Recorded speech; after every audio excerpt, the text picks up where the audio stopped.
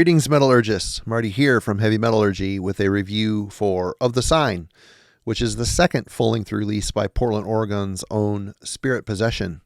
Profound Lore will be releasing this album on March 31st, 2023. Spirit Possession is a two-piece band featuring S. Peacock from the bands Ulthar, Pandiscordian Necrogenesis, and Magistry on strings and vocals, and A. Spungen from Vauna, Ormus, and Taurus on drums and handmade synthesizers, which we will talk about later on in the review.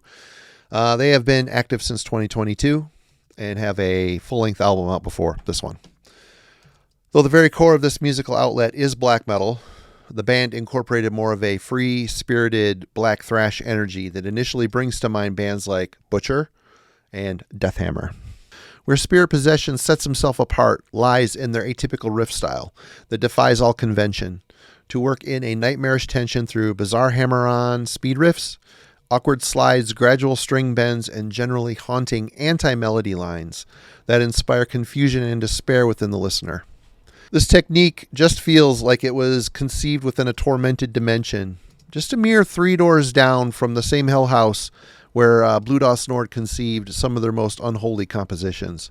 The duo attempts to soften the blow of this attack with a lighthearted misconception of blackened thrash with a delay-soaked harsh vocal style that put me in mind of the dueling team in R Noir with all the noteworthy hooah transitions.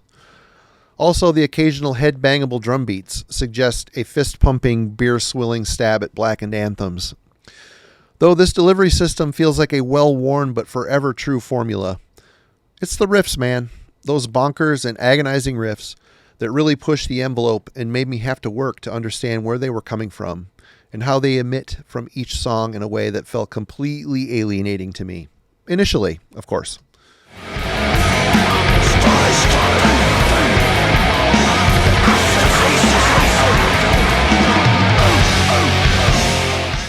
S. Peacock's guitar style is interesting and completely unhinged.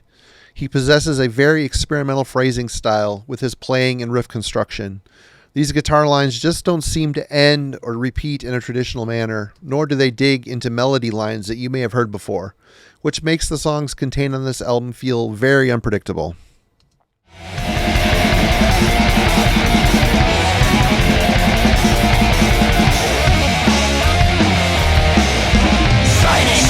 This, from a creative standpoint, is fantastic. But do these crazy guitar parts and song structures create music that you yearn to revisit or listen to?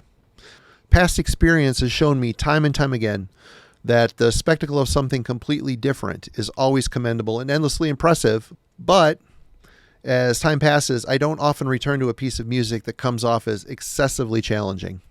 But in the case of Spirit Possession, they not only challenged me, I found myself so intrigued with the music on hand, I kept spinning Of the Sign enough times where the perplexities of the guitar work began to make sense. Peacock bends the rules so often that it begins to feel normal within the Spirit Possession realm.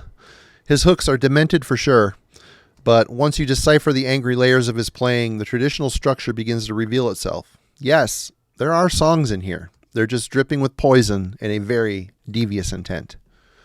The opening track, Orthodox Weapons, feels like the closest to normal in terms of traditional riff work and song structure, but Spirit Possession start right away infecting the flow with their perplexing playing style, and it's awesome.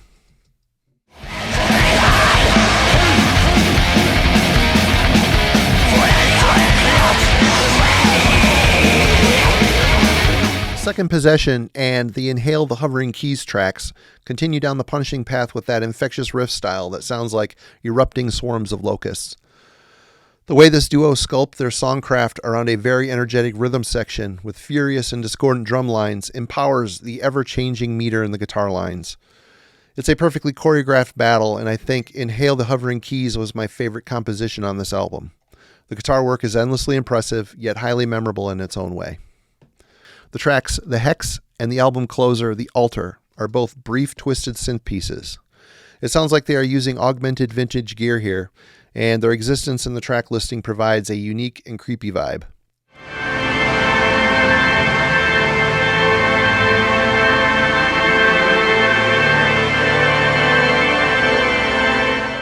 As both of these pieces stand alone, I found myself being curious as to how the album would have been if they would have taken the time to take, this unique synth sound and incorporate it in with the metal, if you know what I mean. If they had these synth lines embellishing the guitar work.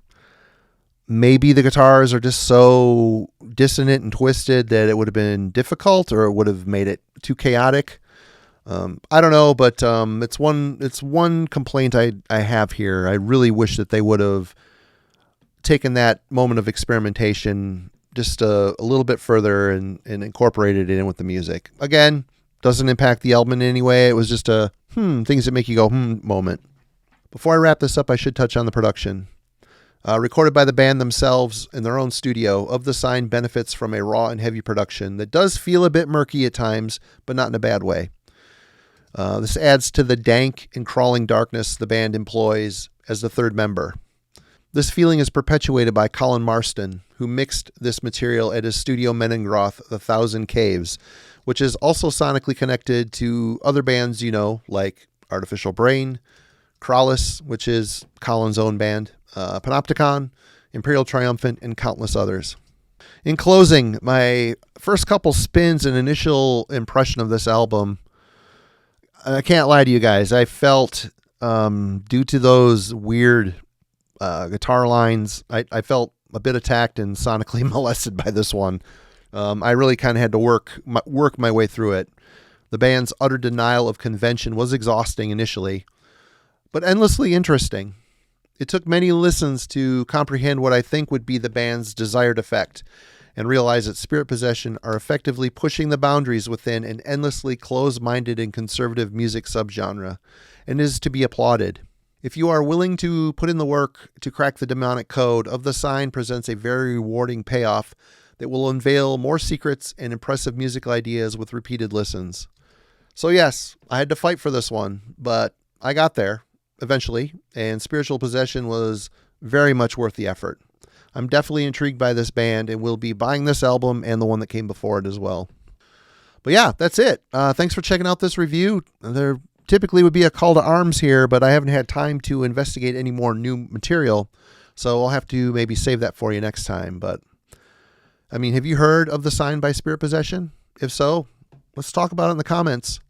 If you like these reviews, there's many more of them on the Heavy Metallurgy channel, and we will be unveiling more on a weekly basis. Thank you for the support. See you next time. Cheers.